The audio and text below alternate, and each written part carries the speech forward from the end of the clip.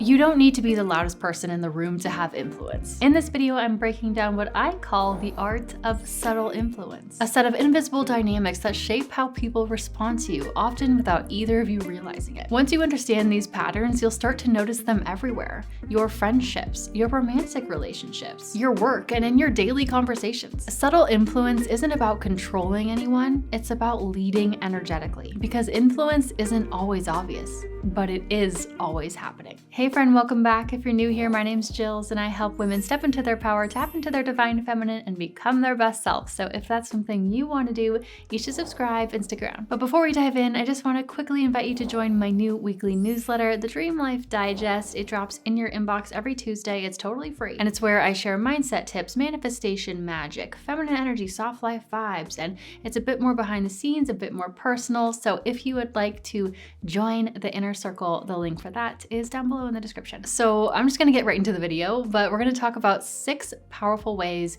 that we can subtly influence the people around us. Now, this is not manipulation, but this is energetic leadership. So use it wisely. Let's start with one of the most powerful but often overlooked truths in human behavior. People become who you tell them they are. Okay, people's identities are malleable, and we are constantly being influenced by the way we think other people see us. And this is the important part though. Your identity is what determines your behavior. However we see ourselves, we will naturally behave in a way that aligns with that. For better or for worse, it's just how humans work. Think about it. If you tell your kid, "You're so kind, you're such a good kid, I love how thoughtful and polite you are." If you say that over and over and over again to them, they are at least much more likely to act in alignment with that and be a kind, good, polite kid. But flip that around. If what they hear all the time is, "You're such a troublemaker, you never listen, why are you always causing problems?" Well, you can probably guess what kind of kid they're going to become. They're at least much more likely to live up to that negative expectation. That's because they start living out what's being reflected to them. They begin to see themselves that way. Their identity shifts, and over time, they'll start to behave in ways that match that identity. And well, it's the same with adult relationships too. People rise or fall to meet the version of themselves you reflect back. Behavior follows identity. Shift their identity, shift their behavior. And this works in like any type of relationship, but let's take a romantic relationship, okay? Let's say that you want your boyfriend, your husband, your partner, whatever, to be more in their masculine energy. Okay, well, whatever you want to bring out in him, you need to reinforce the identity behind it. If you say things like, "You're such a generous person," or "I love how protective you are with me," or "You're always so grounded in stressful situations," or even something casual and jokey like, "Oh, I'm so glad you're the stable one in this relationship," and watch what happens. They will naturally want to live up to that image that you are creating. It's like giving someone a reputation that they need to maintain. When you tell your partner, "Oh, you're so good at fixing things around the house," suddenly they start getting the itch to grab their toolbox. It's almost like now they subconsciously want to play that part. You're not changing them. You're inviting them into a version of themselves that already exists, but they're not fully tapped into yet. But here's the flip side, and be honest, because we've probably all done this. When we're frustrated, we might say things like, "You never help around the house," or "Why are you always being so selfish?" And guess what? That person is now way less likely to help around the house or be generous, because you've literally just told them that that's not who they are. And people will almost always act in alignment with who they believe they are. Now, here's the important nuance with this. This works especially well if you are not just totally making something up, but you're taking what's already there in them, even if it's really small, even if it's really subtle, and you water it, you help it grow. Think about it like this. Maybe your partner isn't usually the one to plan the date nights, but one time they suggested a cool restaurant and booked the reservation. Instead of saying, "Finally, you took initiative for once," you say, "I love how thoughtful you are." You are getting into his brain that he is thoughtful. And once he starts to see himself as a thoughtful person, he will start to do more thoughtful things. People become who you tell them they are. People often want to prove that identity true. Or let's say you are a manager or like a team leader at work. If one of your employees takes initiative and solves a problem before anyone asks, you could say, "I love how proactive you are. You're always one step ahead." Even if it was the first time that they have ever shown any initiative, they'll still be way more likely to do it again. Because now that person is starting to think, oh, I'm proactive. And behavior always follows identity. This little trick is subtle, but it is powerful and it works. Now, like I said, this can also work in the negative direction too. There is a potential dark side to this if you don't use it right. If someone is constantly told, "You're so lazy, you're too sensitive, you're not capable of that, you always mess things up," they may start to believe it. Even if it's not true. That belief can start to become internalized, and then what happens? Behavior follows identity. This is why negative reinforcement can do so much damage, especially over time. And that is why I say use this power with grace. This is not manipulation, this is energetic leadership. And a good leader knows how to bring out the best in people. So when you reflect the best in someone, more often than not, they will rise to meet it. And when you reflect the worst in someone, they will usually fall to that too. Now, the next thing you need to understand is this. People don't respond to you.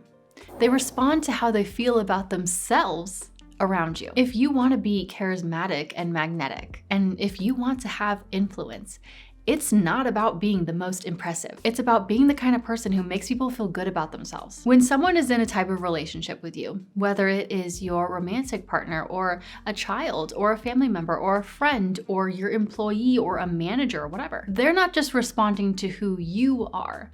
They are mostly emotionally responding to how they feel about themselves in your presence. Let me put it this way. If someone feels smart around you, they'll listen to you more. If someone feels calm around you, they'll trust you more. If someone feels safe around you, they'll open up to you more. And if someone feels good about themselves around you, they'll follow your lead. And that is real influence. It's subtle, yes, but it is influence. The people with real influence aren't necessarily the most successful or the most intelligent or the most capable. They're the ones who make others feel successful, intelligent, and capable. So next time you're trying to influence someone, whether that is closing a deal or getting your boyfriend on board with an idea or leading your team at work or even helping out a family member with something, pay attention to the energy you're bringing in, because if you're just trying to win, you'll lose them. But if you're trying to connect and make them feel good, you'll lead them. Now next, you know how in social situations, whether it's a dinner party or a group hang or even a team meeting, there's always some kind of unspoken energy in the room. Maybe it's happy and relaxed and great and everyone is smiling, everyone's having a good time. Or maybe it's awkward and low energy. Or maybe it's tense for literally no reason. Maybe everyone's being polite and quiet and kind of weird. But what do most people do when they walk into an environment? They match it. Without even thinking about it, this is what we naturally tend to do as humans. We naturally, automatically tend to fall into the same energy of our environment and the peers around us. But here's the thing, if you want to be someone with influence, you can't just follow the tone. You have to be the person that sets the tone. Let's say you walk into a dinner where everyone's kind of stiff, a little unsure of each other. You can either match that energy. You know, you can stay quiet, you can sip your water awkwardly, you can wait for someone else to change the vibe, or you can be the one who shifts it. You can be the one to speak up or crack a joke or ask an interesting question or smile a little bigger, whatever it is. You decide to be the one who breaks the pattern, because the person who shifts the energy of the room, the person who goes first, not the person who follows the tone, but the one who sets the tone, that is a subtle form of power. You're not controlling anyone.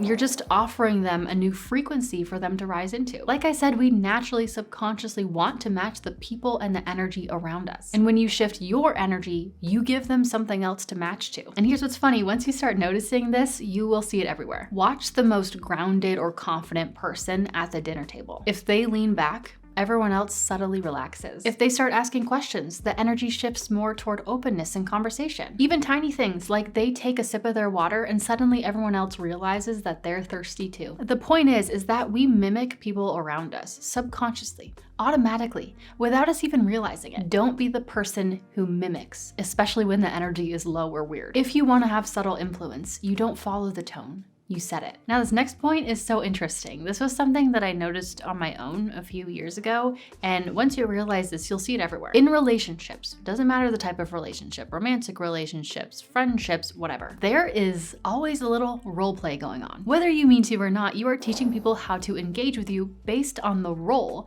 that you habitually step into. Think about this. If you are in a relationship with a man and he is very much in his healthy masculine energy, that makes it so much easier for you to naturally just fall into your feminine energy, right? And it's the same in reverse. If you date someone and they're very much in their feminine energy, it makes it so you naturally automatically step more into your masculine energy. Well, this type of role play is always happening in relationships, just in so many different ways. So here's what you need to realize.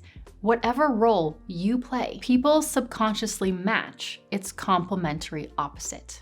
Relationships always seek balance. If you always play the helper, the fixer, the caretaker, people will naturally lean back and rely on you more. If you always play the student, the person who needs help, then the other person will start to play the teacher, even if you don't want advice. If you always act like the therapist or the emotional processor, people will start to offload their problems onto you and rarely check in on you. If you always play the high achiever who has it all together, people stop offering support because they assume that you don't need any. If you're always the responsible one in the relationship, the one who manages all the details, then the other person in the relationship is likely going to become much more spontaneous and much more hands-off around you. If you act super type B and spontaneous and don't plan things out, the other person in the relationship naturally starts organizing and taking the lead. If you're always super decisive and assertive, then the other person might start leaning a bit more agreeable and more go with the flow. If you're always very emotionally expressive and open and intuitive, then the other person in the relationship might balance that out by being more logical or maybe more emotionally reserved. If you always text first or make the plans, the other person gets used to responding, not initiating. If you act like the prize, people start to earn your attention. Energy seeks balance. If you're always filling the space, then the other will lean back. If you lean back, then the other will lean in. There tends to be this subtle teeter-totter going on, right? So if you go down, the other person goes up. Not always, definitely not always, but relationships, no matter what type of relationship, they tend to often follow this pattern. So once you understand this balancing act, you can strategically shift your own role to create the space for others to step into the role that you actually want them to play. Now, does this always work? No, but they're much more likely to shift their behavior. And it's a lot more effective than trying to push someone into changing. The role you choose silently teaches people how to play theirs. So change your role, and often the whole dynamic will change with it. The next one is simple. People respond more to your certainty than your logic. Meaning, if you want to have influence, you have to have confidence and belief in what you are actually saying. And I'm gonna be real, women tend to struggle with this more than men. We soften things a little bit. We say, well, I think, or I'm probably wrong, but, or we add in words like maybe or probably. Even when we know what we're talking about, we feel like we have to cushion it for some reason, or we're just terrified of being wrong. But here's the truth. Confidence is persuasive. Certainty is magnetic. And you don't even need to be right. People just need to feel that you believe in it. Studies show this all the time. We consistently rate confident speakers as more knowledgeable and more trustworthy, even when they are objectively wrong. In medicine, doctors who sound certain get higher satisfaction ratings even if their diagnoses are not correct. In business, overconfident leaders are more likely to get promoted than realistic ones, regardless of actual results. In the media, people who speak with bold certainty keep their audiences, even when they are proven wrong time after time. Why? Because certainty creates gravity. It pulls people in. This is why confident people get opportunities that others don't. They project a reality that others want to believe in. I remember when I first started dating my husband and he came over and had dinner with my family. And I'll never forget this. After he left, my mom said, I have no idea if he knew what he was talking about, but he sure sounded like he did. And that's a good trait to have. And it's true. People trust confidence, even if they don't fully understand what you're saying. Now, I'm not saying that you should just pretend to know everything. That's not the point. I used to be so afraid to speak with certainty. They could ask, is the sky blue? And I'd say, yeah. And they'd ask, are you sure? And I'd say, well, I think so. I'm like 99.99999% sure. I was terrified of being wrong, but here's the thing. Being wrong doesn't ruin your credibility. being unsure of yourself constantly does. So if you know what you're saying, say it with confidence, say it with certainty, say it with clarity, because people don't just hear your words, they feel your energy. Now let's end with something that sounds very simple, but it's often one of the most overlooked forms of influence. And honestly, it's because it sounds a little bit childish or annoying, but that is praise. Now this isn't about flattery or anything. This is not about, just being super nice. It's about understanding human behavior. One of the most famous books of all time is How to Win Friends and Influence People by Dale Carnegie. You've probably heard of it, maybe you've read it. And in that book, he says, any fool can criticize, condemn, or complain, and most fools do. His point is that most people already know when they've messed up. You don't need to double down on it. You don't need to call them out on it. You don't need to harp on it. Calling it out directly often just makes them feel defensive, ashamed, or closed off, and it rarely inspires change. In fact, it often just reinforces the very behavior you want to change. But you can actually influence someone's behavior without ever pointing out what they're doing wrong, just by naming what they're doing right. Carnegie says people crave recognition. It is a human need. And when you give honest appreciation to someone and sincere praise, not flattery, but real grounded praise, they trust you more. And they start to repeat that behavior. For example, instead of saying, why are you always on your phone? You could say, I loved how present you were with me today. Or instead of, you never help around the house, you could say, I appreciate you taking out the trash. Or if you're a manager at work, instead of, you don't speak up enough in meetings, you could say, your input in that meeting really stood out. I'd love to hear more of that. Or instead of saying, you're always late turning things in, you could say, I really appreciated how on top of things you were with that last task. It made things run so much smoother. That one little shift, pointing out what's working instead of what's not, is what's going to encourage them to do it again. And that is subtle influence. You're not forcing change. You're not demanding it. You're just quietly reinforcing the version of them that you want to see more of. And remember, if you make someone feel ashamed, they'll block you out. If you make someone feel good, they'll let you in. Now, if you love this video, then you definitely need to go watch this video, The Psychological Hack to Make People Obsessed with You. It's one of my recent favorites and it is popular for good reason. So thank you so much for watching. I appreciate you and I will see you over here, or I will just see you next time in my next video. Bye.